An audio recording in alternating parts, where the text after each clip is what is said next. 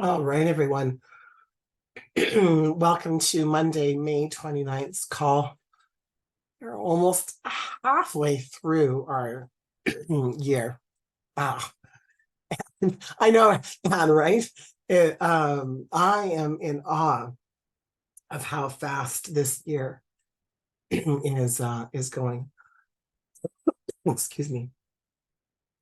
And today's call is a little bit of bits and pieces of continuation of the last couple of days to solidify um, those messages. The weekend's call will be up sometime today, and then Chantal, I will get you the link just in case you don't have the private YouTube channel link,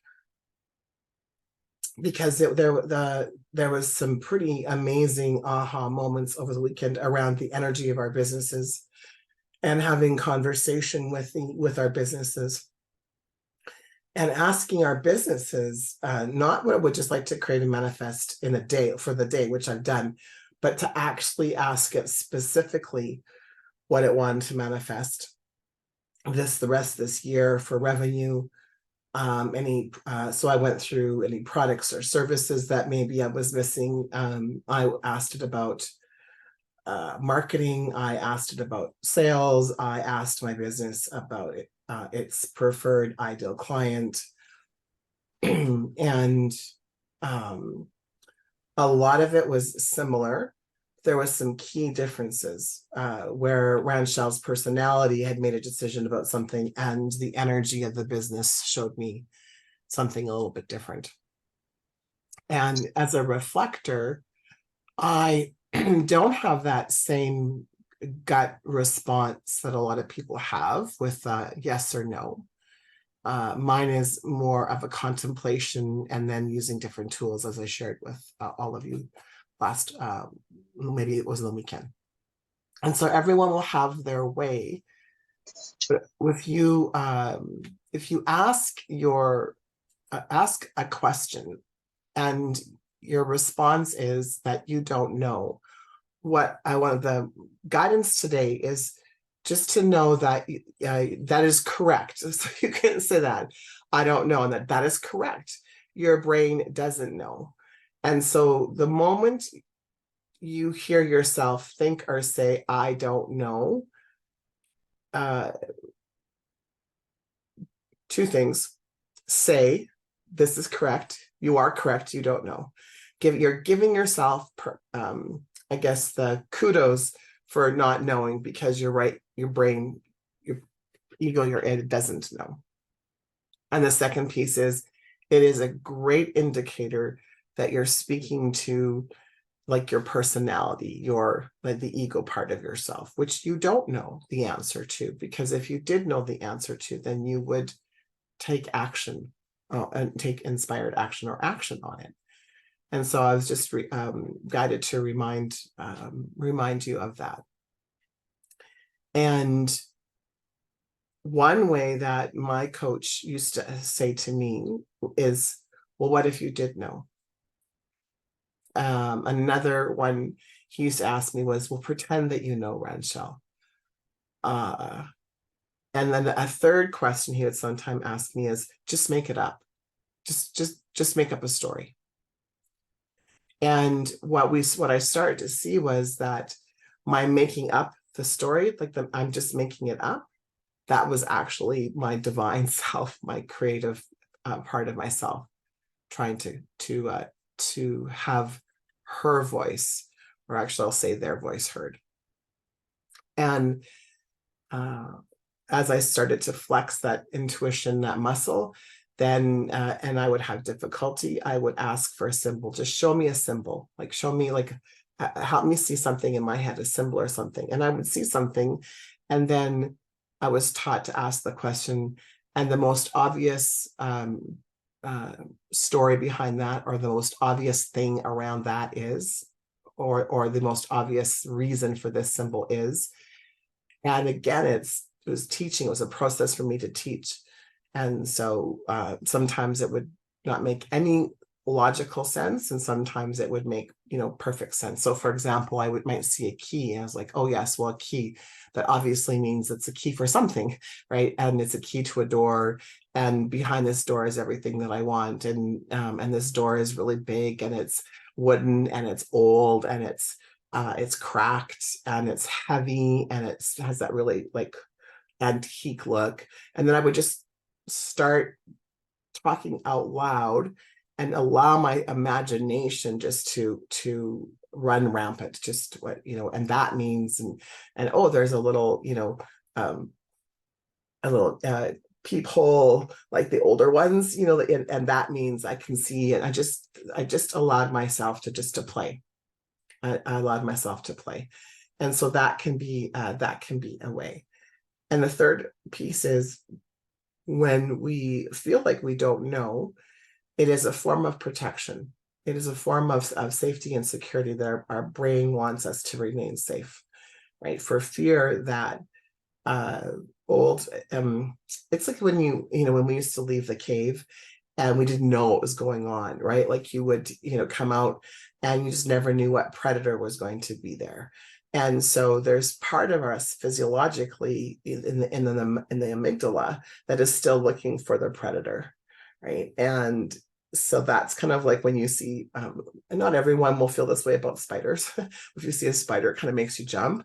It's that we want that fight, flight, or freeze response to a predator.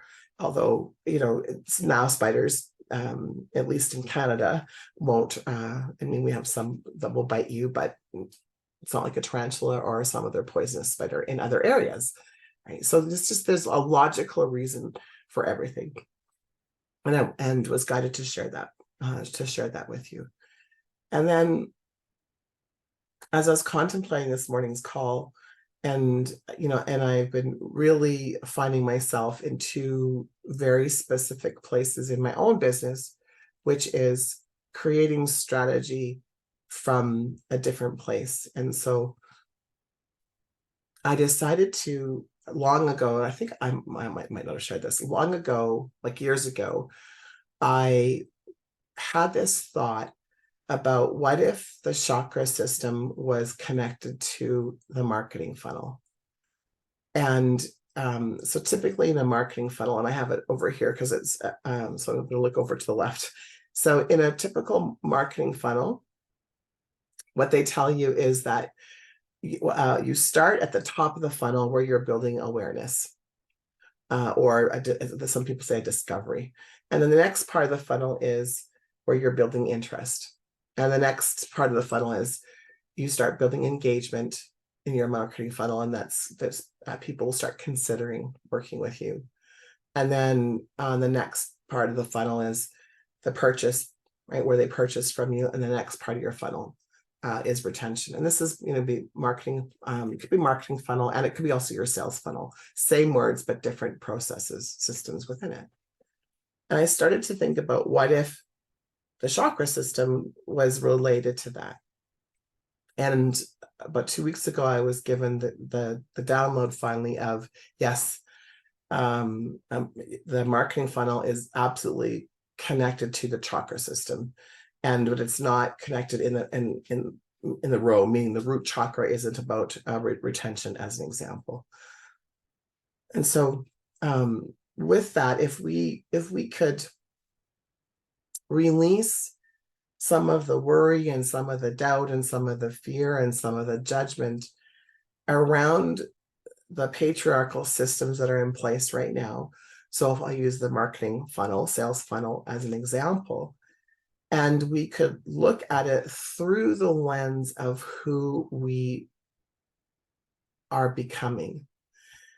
And I say through the lens of who we are becoming, or even who you are in this like exact moment of time.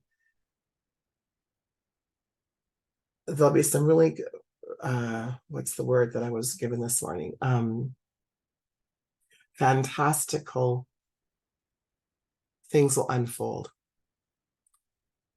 And the key is, though, to stay in your present moment. If you're doing it from a present moment perspective, and let the memories go. So we talked about this yesterday. If you're building a business, there's a fairly good chance that you're building the business with past memories. And so the guidance is to be in your present moment, but build your business, create your business of the person you are becoming, or the person you desire to become. And so that we can let our past memories of how to build a business and all of the other things go, of those things that the past anchors. And so we build the business with the future of the business. So this is hard, and words are hard today.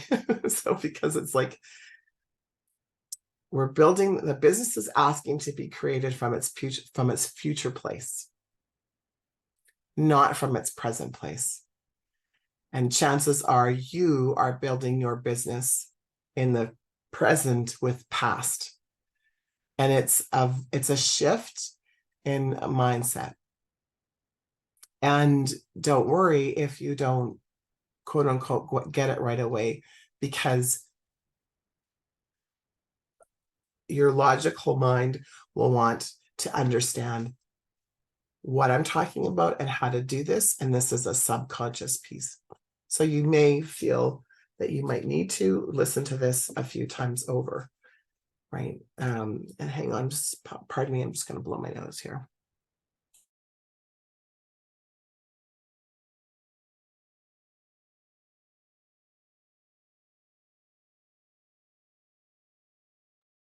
And so we are building, creating, manifesting our future selves and our future business by letting the past memories go. This will require us, the work will require us to stay in our present moment, to be present. And I'm going to say all of the time, knowing that the impossibility of that, meaning it's something we aspire to do or aspire to be, right? No judgment, but just that piece of it. This can work whether you have your own business or you're in a profession, right? And you're wanting to expand in that profession or expand in your own personal world. It's be in this present moment, right? And I observed myself yesterday, and then this morning when I went into the meditation, I asked my higher power to give me a specific number as far as how much percentage of the day was I in my present moment, or how much was I in my past. And I was in my present moment only 10% yesterday. I was in past memories 90% of the time yesterday. And so it was really, really interesting. And so then this morning I woke up and I was like, okay, so I'm going to endeavor to do more than 10%. That is my intention today, more than 10%. And then this morning I was waking up Rob, because I get up earlier. I gave him a kiss and then I walked out of the room and he said, I created him to say, what, that's it? He was teasing me, what, that's it? That's all? And I realized that when I bent down to give him a kiss, I was not present with him. I was already in my office. I was already like sitting in my office. And so I went back, sat in the bed, I grounded myself, I held his hand, I gave him a kiss, and I paused, and I just was allowed the opportunity for us to share energy. And it didn't take, much longer, like 2 minutes longer, right?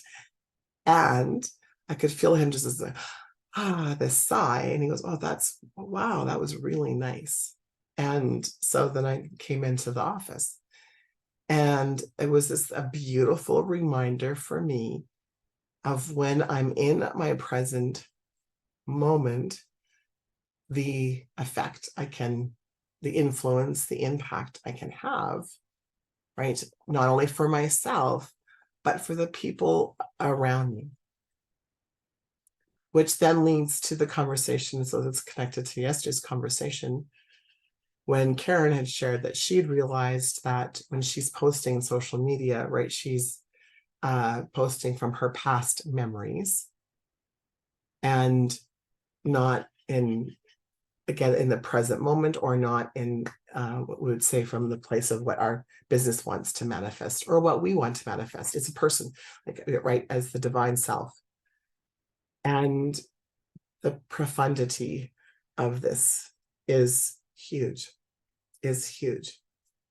When we're in worrying, when we're in doubt, when we are in fear, we certainly are not in our present moment. We are in past memories. It's such a great indicator for us of, oh, isn't that interesting? I'm in my past memories. When we're upset, we are in our past. We are in our past memories. When we are hurt, when we're operating from our core wounds and core fears, right, we are in our past memories. And so what would it be like to be in our present, or in our, within a guidance of our future self, of the unfoldment of what we are creating right now, is mind-blowing. And I say that as I try to, as my personality, my mind tries to wrap myself around that. I'm like, I can't even. It's such an exciting moment for all of us together, right? Myself included. And so it's to remind ourselves that the negative thoughts coming into our mind that create doubt or hesitation are part of our old personal self, our past memories. What if we didn't have that memory? Right? What if I didn't have the core wound of abandonment and rejection? How would I behave differently? What actions would I take? What inspired actions would I take differently if I didn't have that? Right? We have been conditioned that in order for us to succeed, we must work hard. Whether that can be in a profession or business owners, right? We must, it has to be hard work. And, in order to be promoted in a business, you must, at least I grew up that, if people say, oh, how many asses did she kiss? Right? Like, to get promoted. I mean, the conditioning that we have around either being promoted or being liked at work, or our businesses being successful, is you must work hard. You must work all of the time. You must sacrifice your personal life, right? You must sacrifice your health, your relationships. You must put in more time than everybody else. You must grind. You must, crawl over hot pavement on a hot Saskatchewan day where you see the heat waves coming off the pavement. And of course, there's broken glass, right? And you must be beaten with a 2x4. And at the end of this hot paved, broken glass road, then you have success.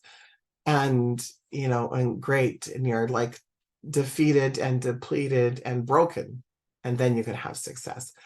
That was the conditioning that I grew up in. And I would say my mom and dad wouldn't even know that that's what they were conditioned to experience. My mom's mom and dad worked hard. They were both laborers. So they did, and that's really where that came from.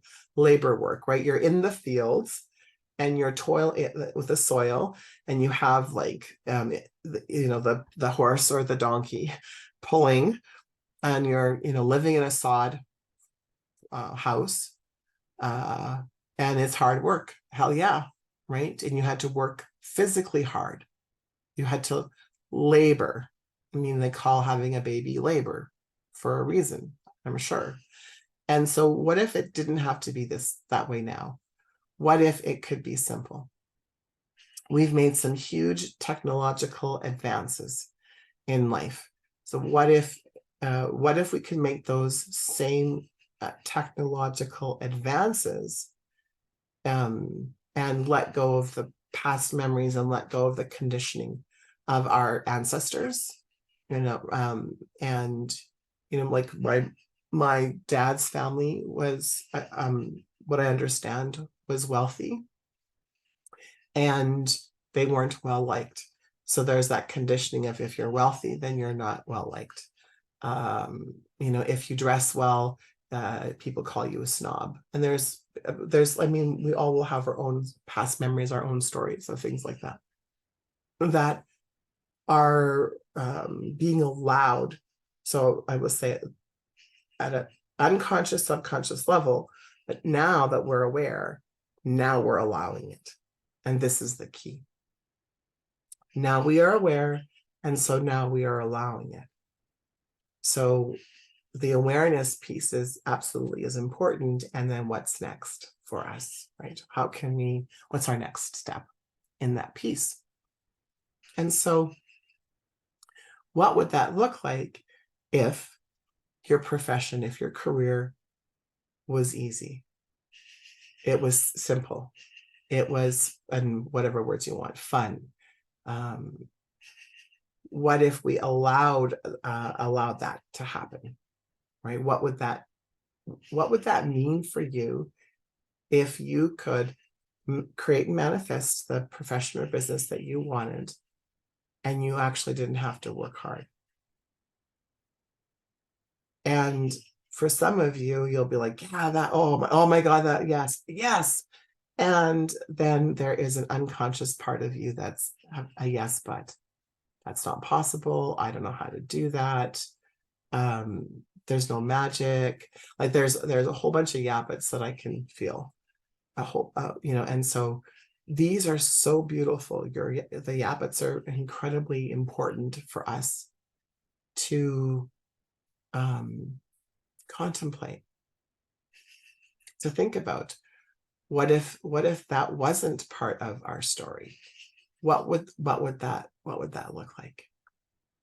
And so part of what my journey today is going to look like is, I'm going to ask my businesses what platforms they would like me to talk about, right? Like, I ask the businesses what platforms they want to be on. Like, where do they want to be? We talked about yesterday, using the word or the day exposure, right? Where do they want to be exposed? Like, is it on, so what, social media, right? So what does that look like? How does my businesses want to be promoted? And having a conversation. And then I'm going to go back and talk and ask my businesses about who my audience is.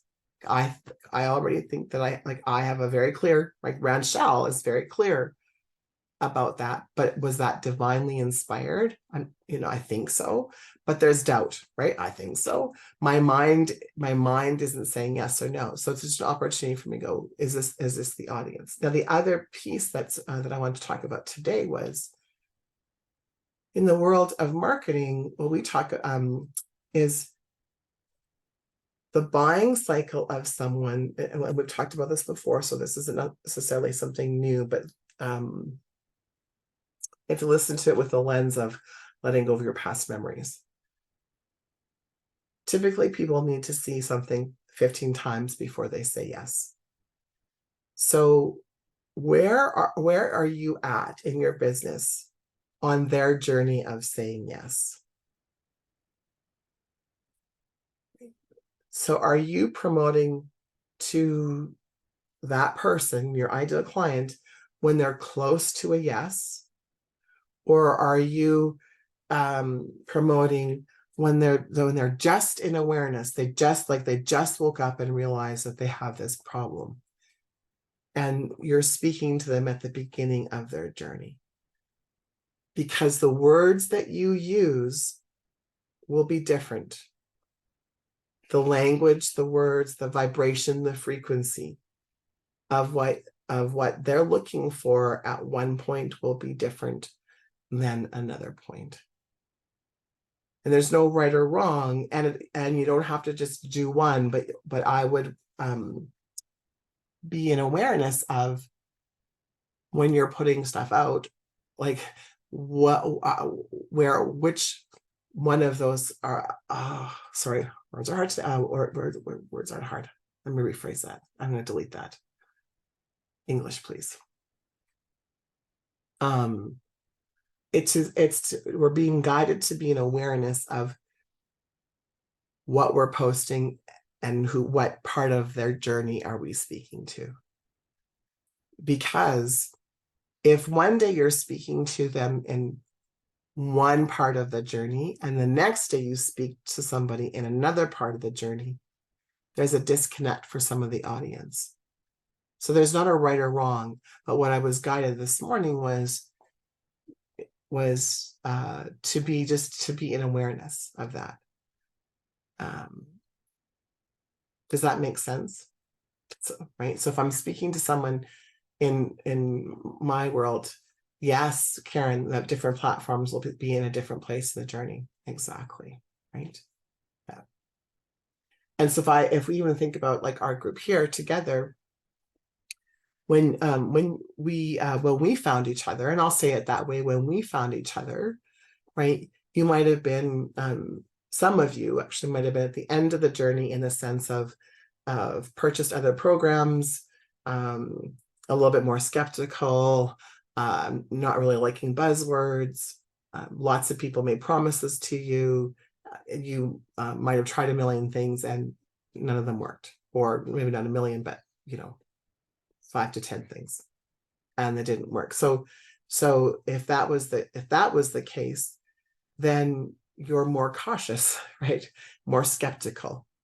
And so, or some of you, this might have been, I might have been like your first encounter of working with someone, right? Certainly someone like me. And so the languaging might have been a bit different when we discovered each other. And so that's what I was guided to share with all of you today is, again, doesn't mean you just go with one versus the other. It's just an awareness. Now that we have the information, how will we perform? Yeah, how will we perform differently? That was the word I was given. How will we perform differently? What will we say different? And where will we go? The difference of where we go, what platform we will use, which is so important, right? Last for this is just a 2-minute thing. I think I mentioned Neil Patel the other day, and so Neil Patel is known. So he has been around the marketing world for a long time. He's much different than, let's say, Ryan Deiss or Richard Branson or Frank Kern, Brendan Burchard.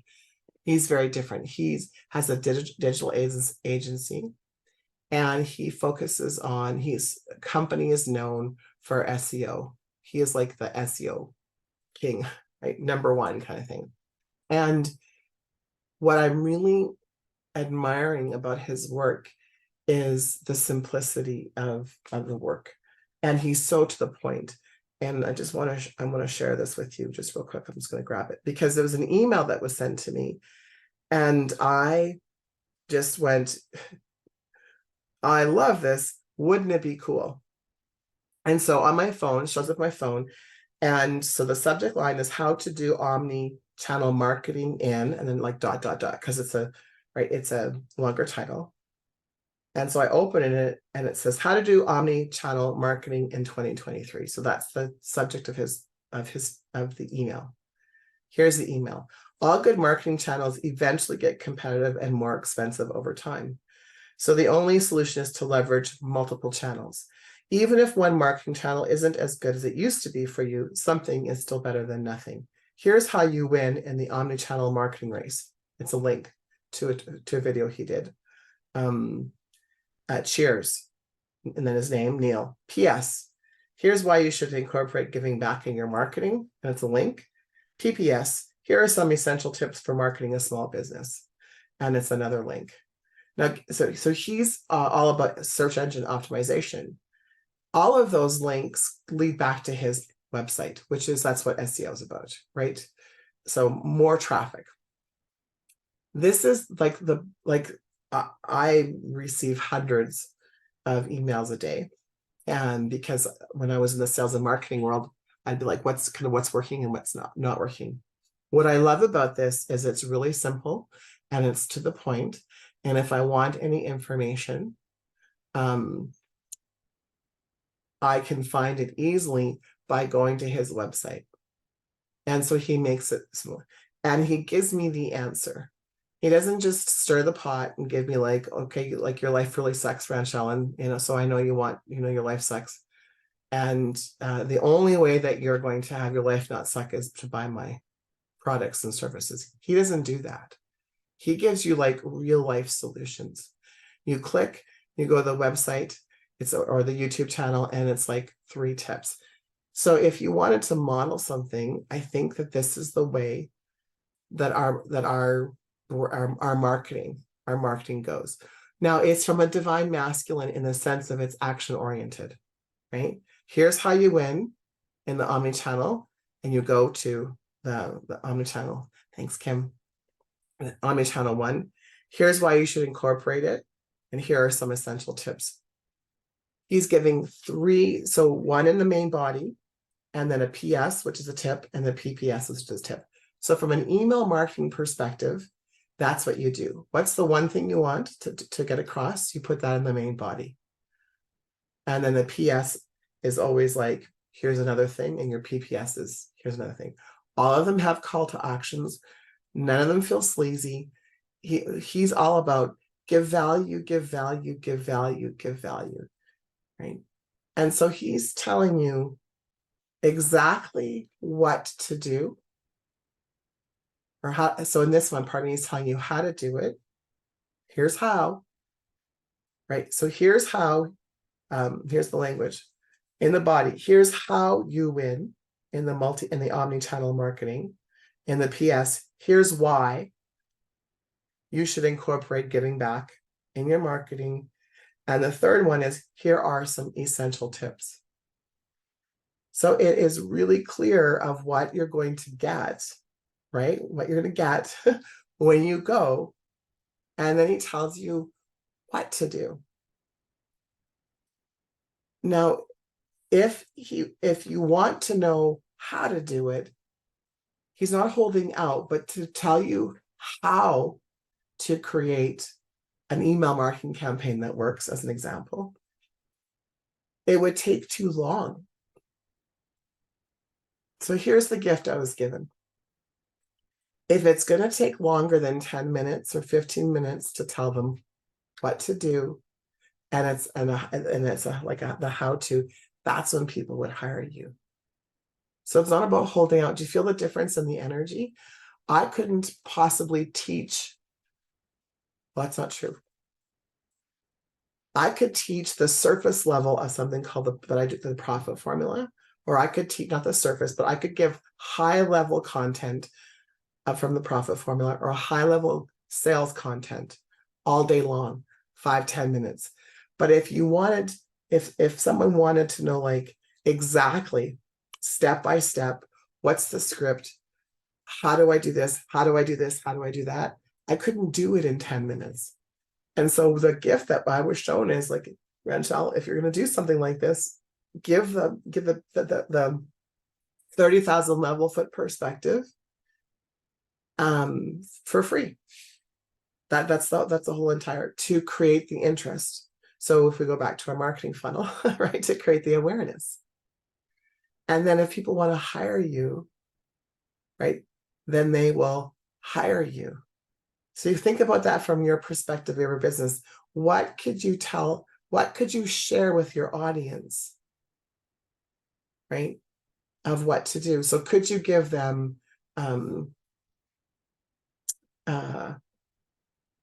so I'm just trying to think of each one of you individually.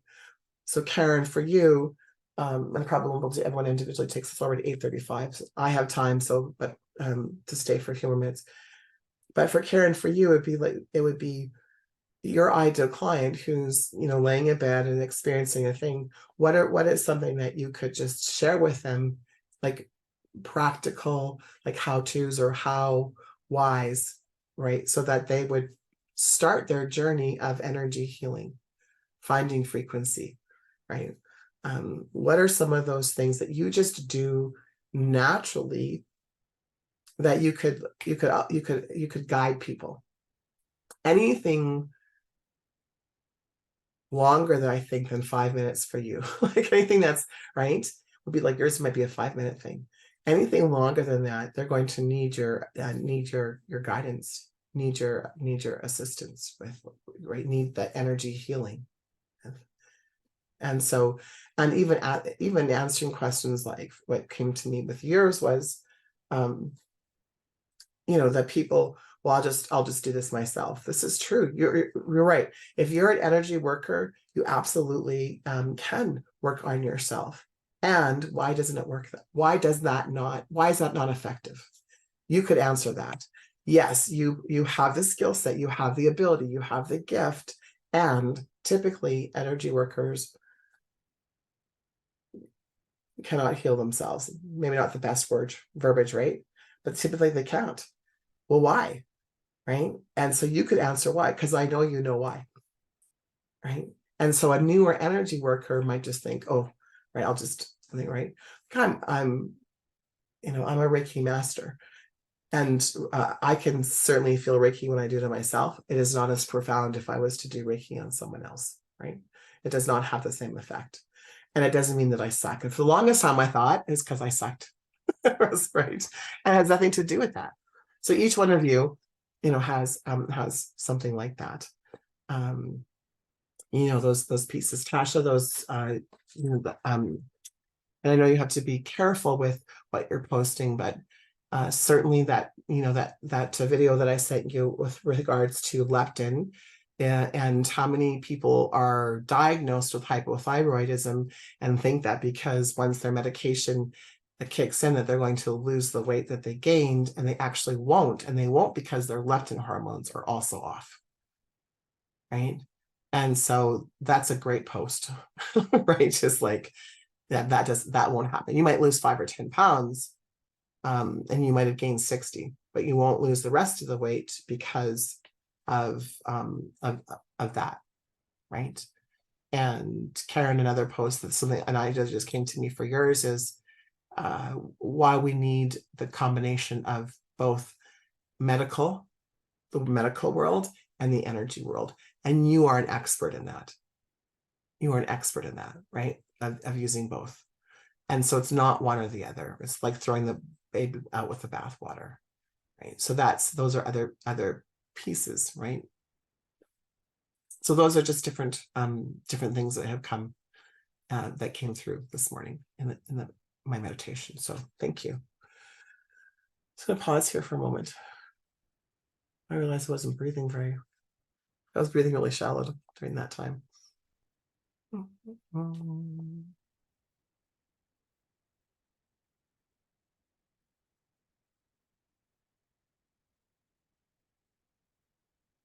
Okay, one more. There's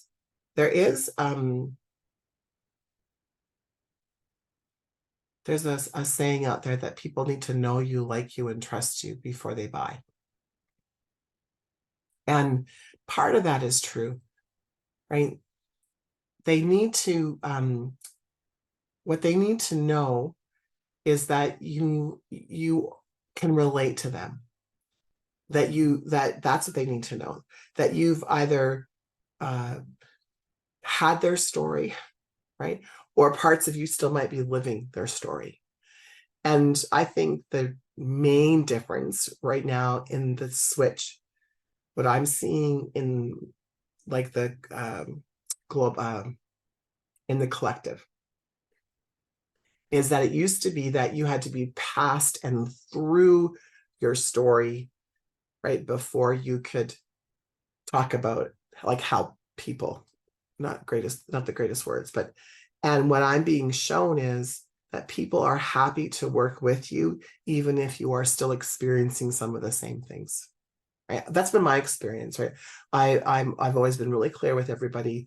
I'm still on the journey, and some days I rock in the journey, and other days I'm on my hands and knees, right? So it's just about being authentic. And so, yes, there is a piece of this, the know, like, and trust piece. Yes, I would say yes. And the and piece of it is, how are you allowing people to get to know you, like you, and trust you? Or are you? Are you? And so here's where the strategy comes in. If you're using Facebook as an example, and you're only posting once a day, you're really limiting yourself on how people will know you, like you, and trust you. So the difference is, so here's the difference in the language. You'll have people out there who they say you must post multiple times on multiple channels, right, in order to attract your ideal client. Okay. And so there's that language. And then there's this other, your business wants people to get to know your business, to like and trust. And your business can guide you as to how many times you should be posting. That piece. And then there's the logical part of the way Facebook algorithm works is they do not show every single post to every single person on the feed. Imagine, and we can imagine why. I have, I don't know, is it 1,500 people or 2,500 people on my Facebook feed? If I saw 2,500 messages a day, right, my brain would and so Facebook knows that. No one would want to go there. It would be too much information. So they limit the information that I see from my people. And the more that I like ads, the more that I download stuff, the more ads I see, because Facebook is only going by my behavior. So if I want to see less ads and more people, I have to intentionally go to people's profiles and like and comment and have more conversation with people, right? If you want more people to see your stuff on Facebook, then you must, must is the word I've been guided to use. You must then go to people's Facebook profiles and engage. If you want new people to see your stuff, you must go to their stuff and engage, right? Because notice how you see the same people over and over again. It's because, right? Because I'm, so for example, all of you that post, if I'm your friend and I've liked your stuff, I see your stuff all the time. Every time you post, I see it, right?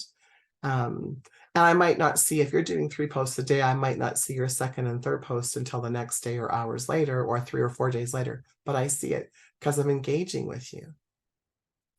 And so if you want to see more people's stuff and you want people to see your stuff, then you need to do that. So how do you beat the algorithm? That's how you beat the algorithm. You spend more time, right, from that perspective. All right.